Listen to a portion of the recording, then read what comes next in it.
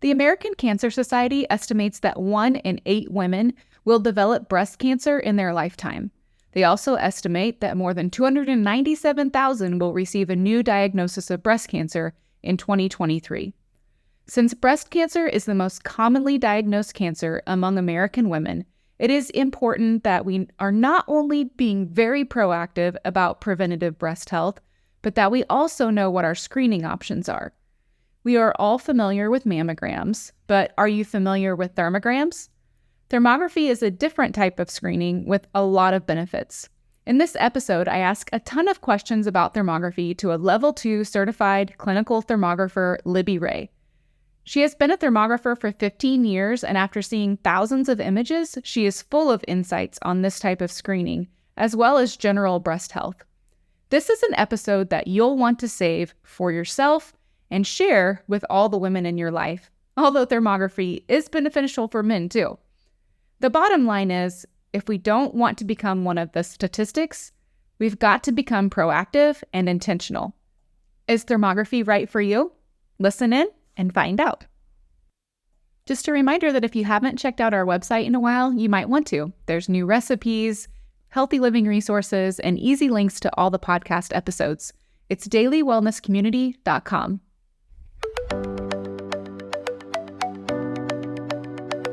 Welcome to the Daily Wellness Podcast, where you can learn about healthy living and be inspired to take the next step in your wellness journey.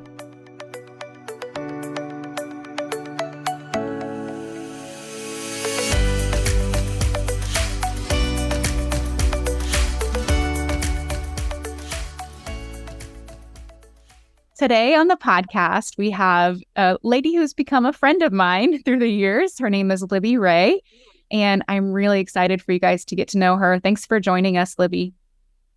Thank you for having me. It's fun to be on here. Yes, I'm so excited. I know so many people are going to just devour the information that we're going to talk about today. But can you kind of start with telling us a little bit about yourself and how you got into thermography? Sure. Well, I am actually a certified clinical thermographer. I am level 2, which means that I've had further training and experience than most thermographers. I do train if new offices open up, etc. And so I'm always happy to do that and explain that to people. I'm also a member of the professional organization, the ACCT, which is the American College of Clinical Thermology. And so that professional organization allows me to do ongoing training, etc. And how I got into this basically was I was in education. I love to educate people. And so with that being said, I had a good friend who it was both her mother and her sister were diagnosed with breast cancer within weeks of one another. And she had a real heart for learning more information on prevention because she was concerned about herself. And so Linda Bamber is her name, and she went on to become a naturopathic doctor. And she did a screening called biomeridian screening. And at the time, my 92-year-old mom was living with me. And so she did one on my mother as well. And the shocking part of that revelation was that my 92-year-old mother, who was on many medications, was actually healthier than I was. And so that kind of opened my eyes that I needed to do more things to be preventative. And so Linda, she decided she wanted to bring in thermography into her practice of doing the biomeridian screening. And so she went through that process, and she invited me to join her company back, it was in 2008. So I've been doing this for 15 years and have loved every minute of it. I consider it a passion as well as a ministry to help women be able to know and understand how they could be more proactive in their breast health. So that's how I got started. I love that. So in your family, I know you guys have some medical people in your family as well, right? So Correct. Yeah, you were already kind of connected a little bit to the medical industry in that way. So how did that connection kind of play into your decision at all? Well, actually, I'll tell you, it's funny. I've been a vet, and I think what you're referring to is that my son is the director of cardio oncology at Mayo Clinic. Yep. So the funny part about all of that is that I've been a thermographer longer than he's been a medical doctor. So no, that didn't actually play into anything, but I had known for a long time he wanted to be a medical doctor. I was just thrilled that he was able to actually get into medical school and then go on to be at Mayo Clinic. And the funny part to me is that now he actually goes out to conferences and things. He specializes as a cardio oncologist, working with a variety of people who perhaps maybe have cancer and then develop heart issues, or vice versa. Maybe they've had heart issues and then develop cancer. So for women, why that's important is that a lot of women don't know and understand if they have breast cancer, particularly in the left breast, and receive radiation, that becomes a big issue for their heart. And so he does a lot of talking about that. He was at a conference back in March, and some of my friends were there at that same conference, talking about what he does and the importance of it. So sometimes our paths overlap a little bit. Yeah. And that's been kind of interesting for me. Yeah, that would be interesting. I bet you guys have some good conversations about your different experiences and helping people with their health. Yes, we do. Although I will say I'm more alternative. He's very much allopathic. So, yeah. Yes, I love it. Well, I have a lot of questions for you. I feel like because I have had some thermograms done, and people have found out about that they've come to me with quite a few questions, and some people have never heard of it. Some people heard of it, but maybe misunderstand it or just have a lot of questions about it. So I think that this is going to be a really helpful conversation today. Can you just kind of explain to us what thermography is? Sure. I'd be happy to. Thermography is actually a thermal digital imaging screening. And so we use an FDA-registered thermal digital imaging camera, which allows us to take pictures of people that can show us things years in advance of other modalities. So, for example, it can show us things about 8 to 10 years ahead of a mammogram. I have a chart in my office that lists out, how breast cancer progresses. And one of the things that it stops at is the year 8. And the reason why it stops there is because it takes about 8 years, if you have a cancer in your breast, to grow large enough to be seen by the mammogram. At 8 years, you have over 4 billion cancer cells. So our goal is to look at things much sooner with much earlier detection. And we're able to look at ideas going on in the body, not just in the breast, because we do a half body and a full body as well. But we can see things years ahead of time to hopefully be able to implement some preventative ideas. Yeah. Can you give us an example of some of the things you can see? Sure. A breast, we do 6 to 8 images of the breast area from different angles. And so we can see things like congested lymph. We can see issues if there are fibrocystic areas within the breast. We even look for deep cancers within the chest wall, and we do that from the back. For a half body, we look at sinus, teeth, gum, dental areas. We look at thyroid, carotid arteries, heart, lungs. We do the breast series included in that. Then we're also looking at stomach and colon, kidney, gallbladder, ovaries, adrenals, liver, really anything from the pelvic floor up. And a full body includes everything I just mentioned with the half body, but we're also looking at joint issues, autoimmune issues, diabetic, pre-diabetic issues, arthritis, pre-arthritic conditions. We're looking at DVTs, which are the blood clots that form in the legs and break off and go to the heart or the lungs. We look for neuropathy, venous insufficiency, plantar fasciitis. So we do everything head to toe, including the breast series. Yeah, that's so good, because I do think that most of the people that I have talked to about it have thought of it just as an alternative to a mammogram. So just as looking at the breast area. So I think it is really good for people to know that this can be helpful really for your whole body to see that inflammation and things like that.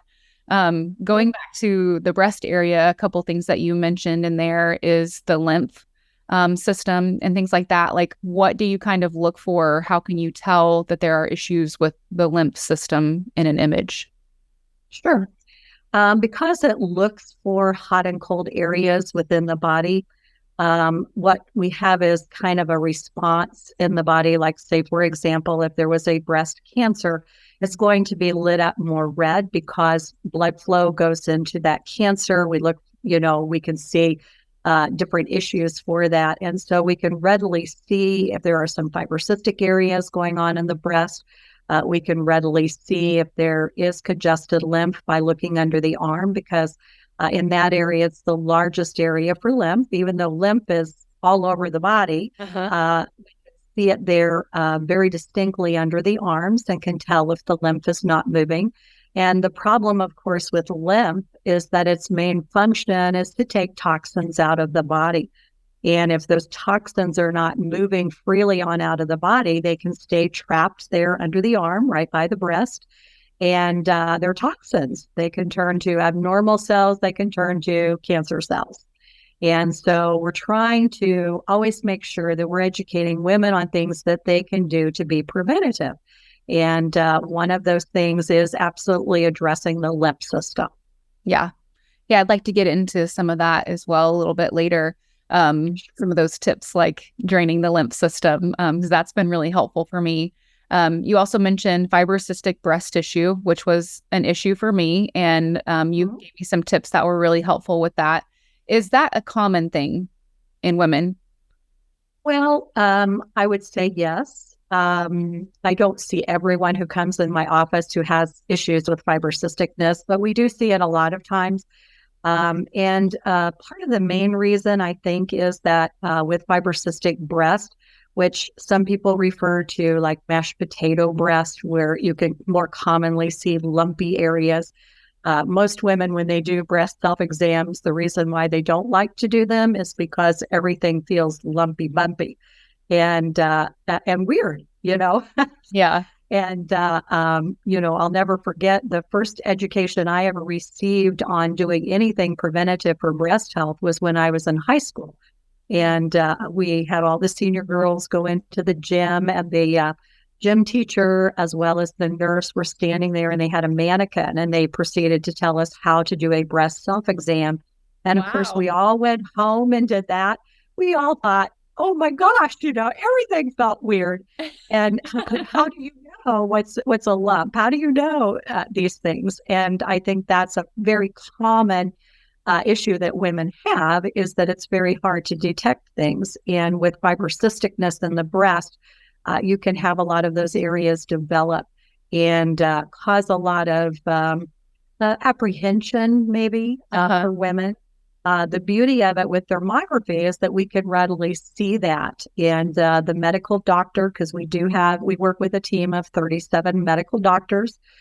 So one of them reads and interprets the images, and they can readily see if that's what it's looking like, or if that looks like a problematic issue, or if it's something more that we need to do further clinical evaluation. Yeah, I think that is pretty common, and at least in my family. I remember after my first thermogram, and I went and told, my family was kind of I can't remember what the event was, but we were all sitting around. My mom was there, my aunt was there, and I said, I went and did this thermogram, and she said I had fibrocystic breast tissue, and my aunt was like, oh, I have that, and my mom's like, oh yeah, I think I have that too. I was like, you guys should have told me. Yeah, it is common to have it passed down from mother to daughter. That's not an unusual thing. A lot of times it has to do with excess estrogen in the body. And so, unfortunately, nowadays in our society, we're exposed to a lot of types of chemicals and even food sources and things like that can cause us to have more estrogen going on in our bodies. And so we do look for that, as well as menopause. Hormones can cause us to be imbalanced a lot. And so some of these things can crop up.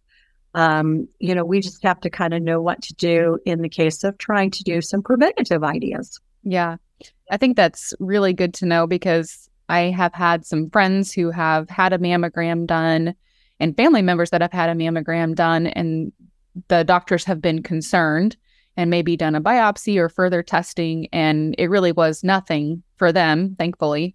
But it was because they had dense breast tissue or fibrocystic breast tissue. And then, so the mammogram, was not really able to read it easily or read it well. And so I've really appreciated that about thermography. Yeah, let me explain also too, because dense breast tissue and fibrocystic issues are different things.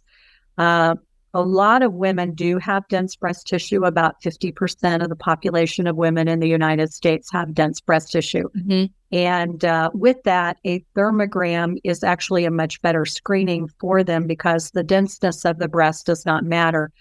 Unfortunately, mammograms, and we're not bashing mammograms. I did want to correct something that you did say earlier. You said that thermography is an alternative to mammograms. We never say it's an alternative, and here's the reason why. Thermography is a different type of screening than a mammogram. A mammogram is a very good screening. It's beneficial for a lot of things. We don't replace mammography or say that we replace it as an alternative. It's just a different type of screening. We look more at the physiology and the metabolic processes within the breast. A mammogram looks at structure. And so with that being said, I did want to distinguish between that because, it's like, if you broke your arm, you're going to go in and have an x-ray. You're not going to have, something else on it. And so that's kind of why we have to distinguish it because it is a different type of screening. So I wanted to clarify that. That's good. Very good. Thank you for jumping in and doing that. I appreciate that. I have friends that are trying to decide, what kinds of screenings they want to do. So I think that that's really good for them to know, just like the difference between the types and, what kinds of results you're going to get from each type of screening. Yeah. If you do have, if you do have dense breast tissue, there's a great website called areyoudense.org. And the reason why that is important is that a lot of women keep going in and having mammogram after mammogram after mammogram with dense breast tissue. And the result tends to be is they'll do the mammogram and then they'll send them on to do an ultrasound. Again, nothing wrong with that. It's just that usually that costs a lot of extra money. And it's because they're really never told what their breast actually looks like if they have dense breast tissue in a mammogram. And if you go onto that website, areyoudense.org, they show a picture of a woman who has a breast cancer. And they show also what that woman would look like if she had dense breast tissue. To me, it's like looking for a snowflake in a blizzard, very hard to see. And that's really why it's very hard for women with dense breast tissue to go in and have mammography. Yeah. Okay. That's great. Can you kind of walk us through what an appointment would look like? Sure. When you call and make an appointment, I'll go over some instructions and things for preparation for coming in. Nothing, that's a real big deal. Just usually no lotions or oils in the area to be thermogrammed and no deodorant. But once you come into the office, we'll have paperwork for you to fill out. Then I'll bring you back into my actual office where I do the screening. And we visit for a little bit. I tell you about my background and, what we do. I just try to make people feel comfortable. And then we'll have an opportunity for you to do what's called cooling down. Because this is a heat sensing test, we're trying to have you be cool. So with that in mind, we have you get undressed. Usually for breast, it's from the waist up. We do that also for half body.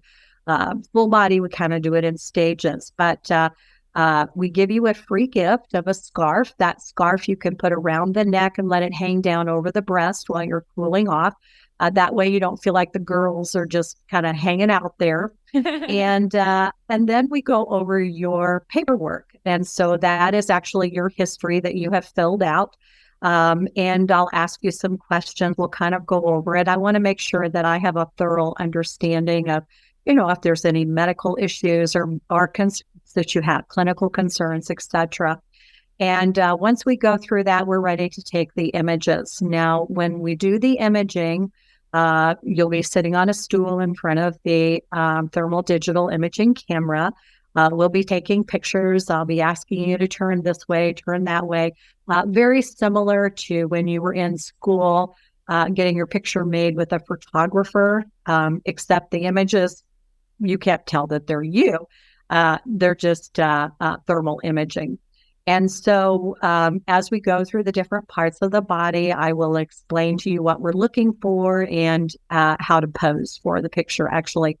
Once we get done, we sit together and kind of go through those images. Now, again, I'll say I'm not the medical doctor. I'm the clinical thermographer, but literally I've seen thousands of women and men who have come through my offices. And so we do talk and look at the pictures together so that we can look at some preventative ideas. We always give you a booklet. The booklet has a lot of good prevention techniques and ideas in it. And we kind of just go through that booklet a little bit and talk about things because there's many simple ideas that you can incorporate that can be very helpful.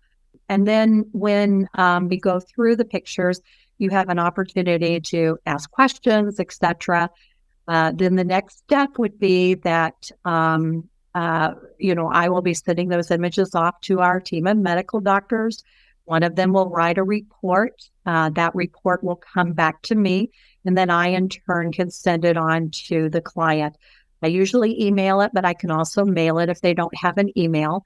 And I send it password protected because it is their medical information.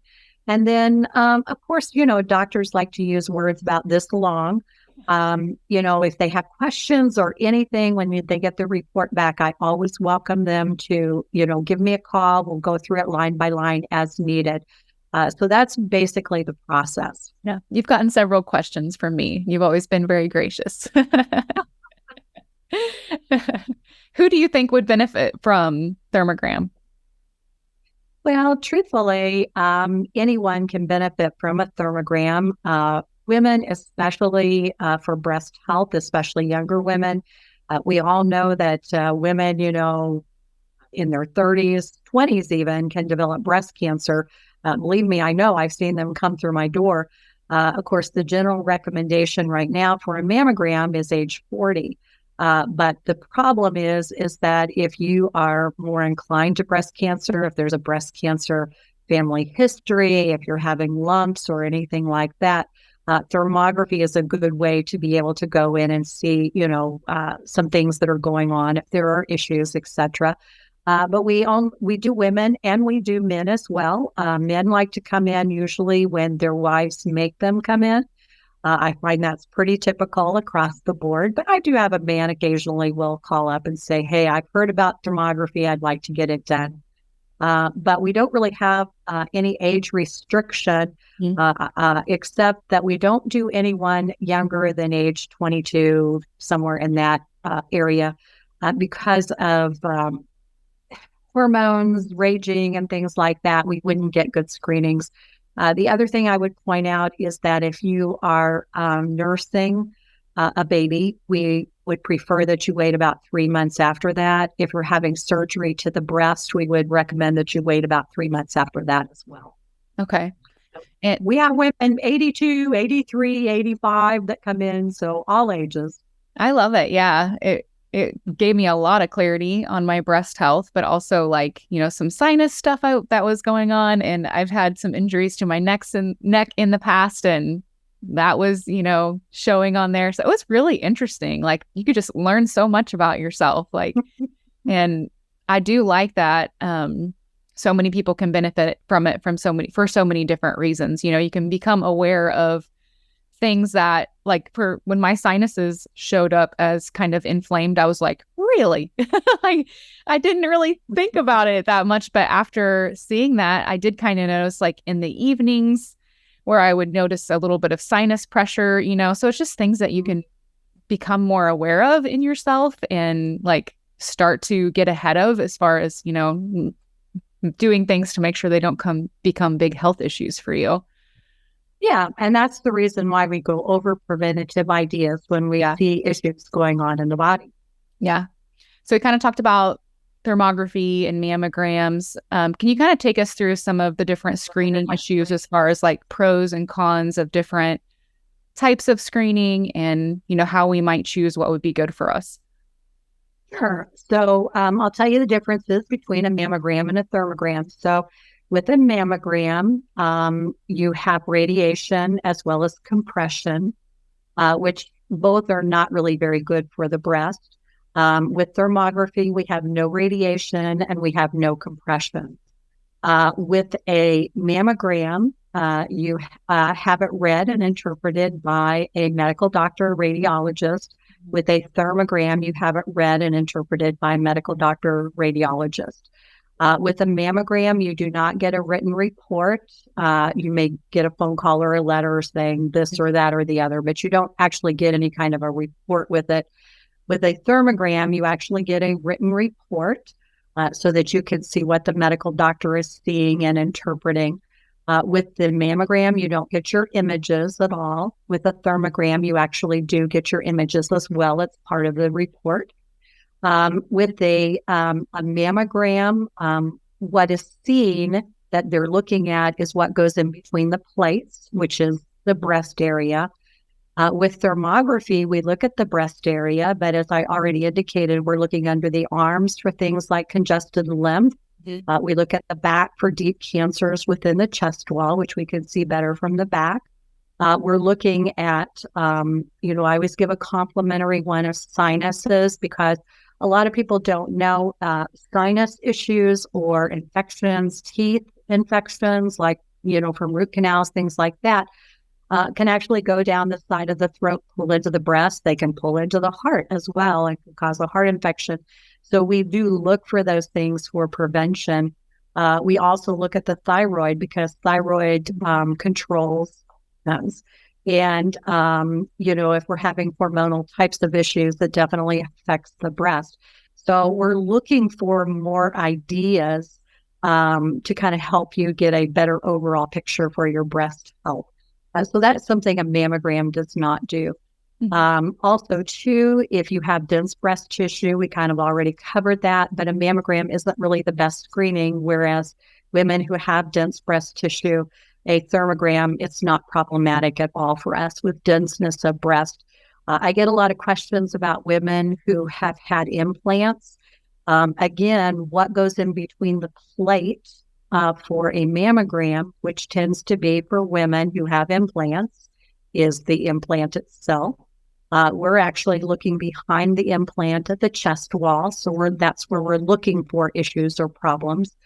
If you have a mammogram and they put the compression there, which causes leakage, they're not held responsible for that in the mammography center.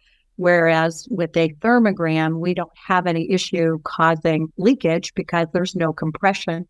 And we also can take a look and see if there are things like perhaps there's some leakage going on. Now, it's not the best screening to look for that, but we can absolutely see and tell if there are some issues beginning to develop from that. So those are some of the major differences, but to me, the most general thing that I really like is that I sit down with you, I spend an hour with you, sometimes longer, and I talk to you. I listen to you, I get a good feel for what you're concerned about, and then we talk about things. With, going into medical doctors now, we only get it usually about 15 minutes.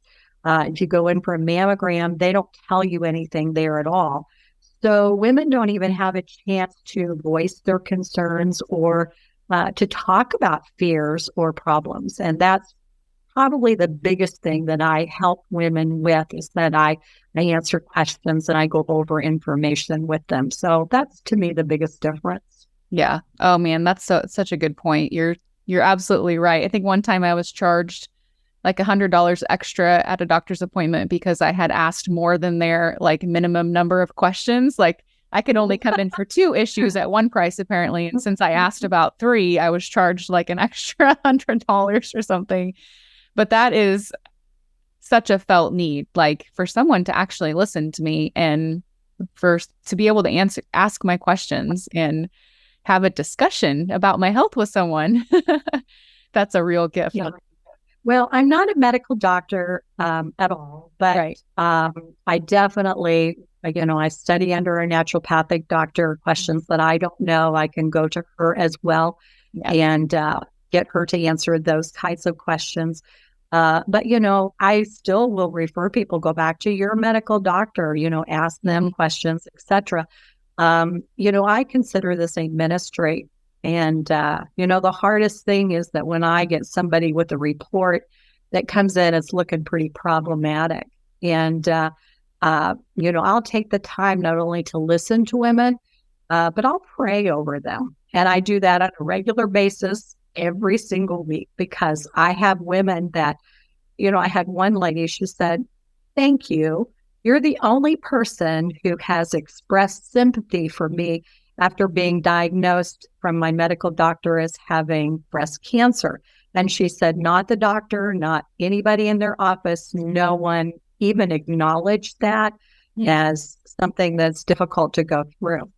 So I definitely look at it as a ministry and treat it as such. Yeah, that's a gift. Great job, Libby. Great job. We need more people like you. I had a thought when you were talking earlier about some of the things you look for, the lymph congestion. Can you kind of explain why that's a problem for breast health or health in general? Sure. Well, we did go through it a little bit. Lymph's main function is to take toxins out. And a lot of times women have no idea that they have congested lymph unless we look at it and see it through thermography. But it is extremely important because lymph, with it trying to be able to get toxins out, the issue is that it doesn't have a pump on it. And, the heart pumps blood, lymph, it just doesn't have a pump. And so if your body is, with our more sedentary lifestyles, et cetera, if it's just not getting that lymph to move and getting those toxins out, our bodies can get sicker and sicker. So, an easy fix for that is actually just dry brushing the body. And a lot of people don't even know that that's something very simple that they can do, which can promote, big health results. It even works with, things like cellulite in your legs, etc., to kind of smooth out the skin a little bit, just to get that cottage cheese look gone, because again, that's congestion of the lymph. So really easy fix for that. Yeah, inexpensive too. Just an inexpensive, natural dry brush and so much health benefit. It's really helped me. I could see the difference from one imaging session to the next, like after starting dry brushing. So I would definitely recommend that as an easy thing that someone could start. How often should someone get thermography done? Sure. When they come in to get what we call our baseline report, the doctor will read and interpret all of that, but we can only see what we see that day. What we do know is that breast cancers can double in size every 90 days. So we have a recommendation to come back in a 3 to 5 month period of time. That would have enough time for that 90-day period of time to have passed, and get what we call a follow-up thermogram. So with that being said, we are really looking to see, okay, has there been a change, or have there been patterns developing that can alert us to maybe problem areas? But what I'm really hoping is that because we go over some preventative ideas, that if you implement those, then we want to see progress coming up, in that 3 to 5 month period of time. We want you to look better. In our reports, we give a rating system, and if you are maybe at some risk when you do your initial one, we're hoping that goes down to low risk because you have, implemented things. And so, but the main reason is to just look and see if anything has started to develop by checking those patterns, etc. And then after that, we still recommend annually, unless you have, certain issues going on. We've had women that have had breast cancers in the past, and they'll come in every 6 months. I have one lady, she says, Libby, I come into you every 6 months because I need somebody to kick me in the butt and tell me what to do. Because when I look at my pictures, I can see, I've been slacking. Yeah. And you remind me what to do, and then I do that. And she likes to make sure she's on top of things that way. And we're all, guilty of that. We slack off.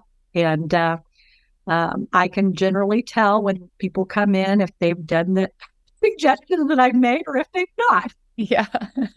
Yeah, you've called me out once.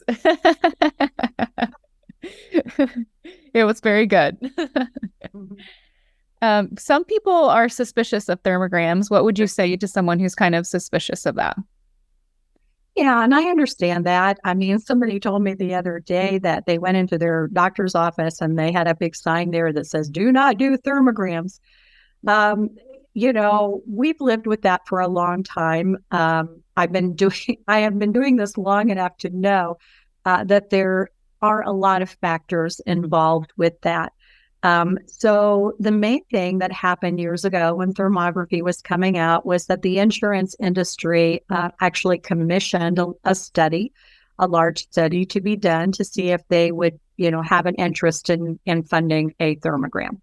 And so when they did the thermography imaging, what happened is that if they saw a woman that looked like she was having some problem areas, they wanted to verify that. So they immediately sent her over to have a mammogram. Well, what happened when they sent her over to have the mammogram done was that the mammogram didn't show anything. So they were like, well, this is not good. There's too many false positives here. And so after a while, the insurance industry bowed out and said they weren't going to fund the study anymore. They weren't going to fund thermography because they felt like that it wasn't reliable and it had too many false positives. But the thermography people continued to follow these women, 10, 12 years. And what they found out was that actually the thermogram was almost predictive in nature because we could see it so much sooner. We were able to implement preventative ideas. That's why we kind of specialize in that. And but it kind of gave us a black eye. The insurance companies wouldn't fund it. And so people think that it is not a very reliable screening. And so right now it is classified through the FDA as an adjunct screening for a mammogram, which means that, yes, you can have thermograms done. Yes, all those, the information that I gave you earlier about differences between them. But we're able to actually take a look and see, okay, are some things really starting to happen here? And we want to be able to, address those. And so I'm sorry that it kind of got a black eye, but it doesn't mean that it isn't a good screening.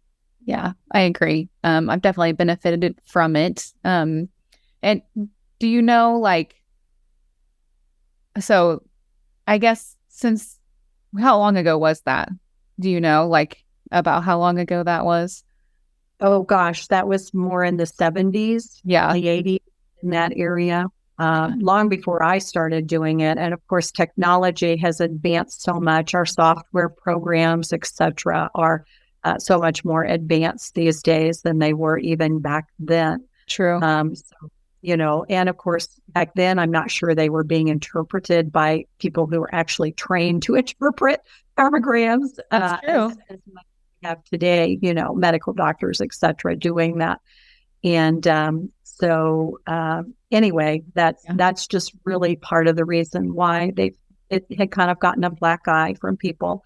I don't know. I feel like that if a medical doctor would take the time to look and read some information. I mean, I had a nurse here in town who was a flight nurse, and she was going on for further education, I think getting her master's degree, and she was writing a thesis.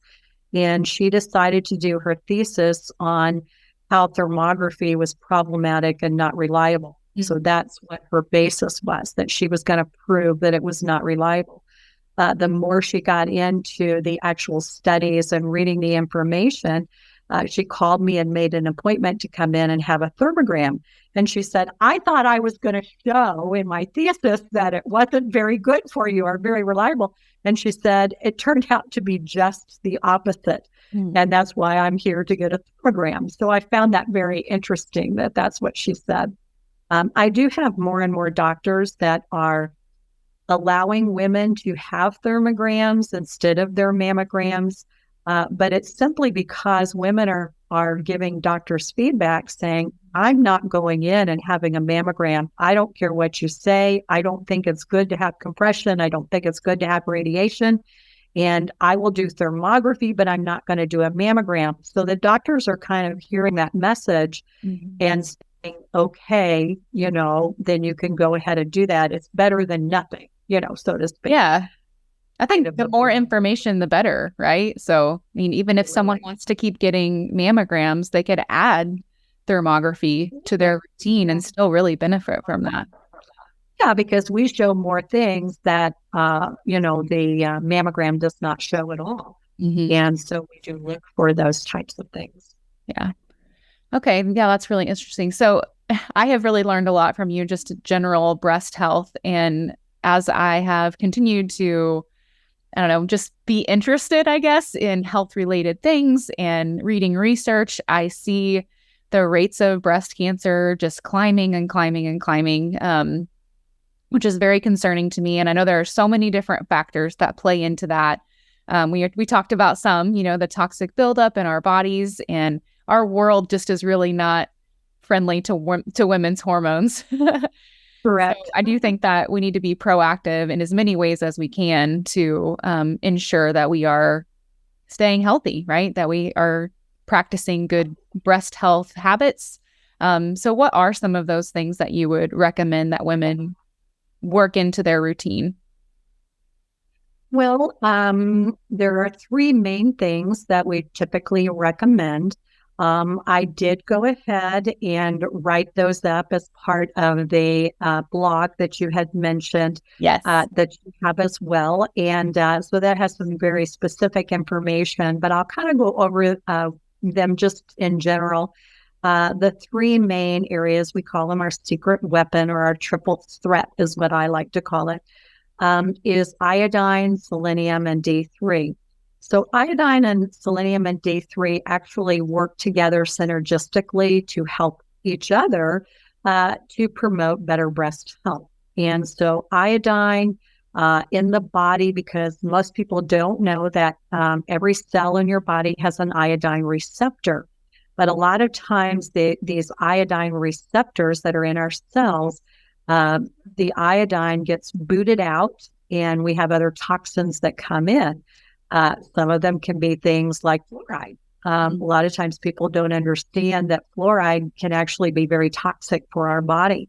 And, when they have toothpaste that they ship across the country and they put them in those big shipping boxes and they have fluoride in them, you see the skull and crossbones on the box. Why is that? Because the fluoride is toxic. And so they're required by law to put that skull and crossbones on there for that very reason. Very interesting. So when we're trying to look at some of these things, but fluoride can displace iodine in the cell and therefore cause us issues or problems. So iodine is very lacking for most women. And in that blog post, I talk about how you can even do a simple iodine patch test to see if your body is lacking in iodine. Selenium is a natural mineral that we can get from food sources. We can get them from like Brazil nuts, etc. There's many sources that actually carry it, or you can take it as a supplement form. But selenium is extremely helpful for breast health because it kind of activates the iodine within the system. So it works synergistically together. And then D3, of course, is extremely helpful for preventative things in the body in general, but specifically for breast health. So what we're trying to do is to make sure that we have adequate amounts of D, and we like to mention D3. That's our main thing. So with that, we want to either encourage you to get D3 levels checked, so the vitamin D in your body.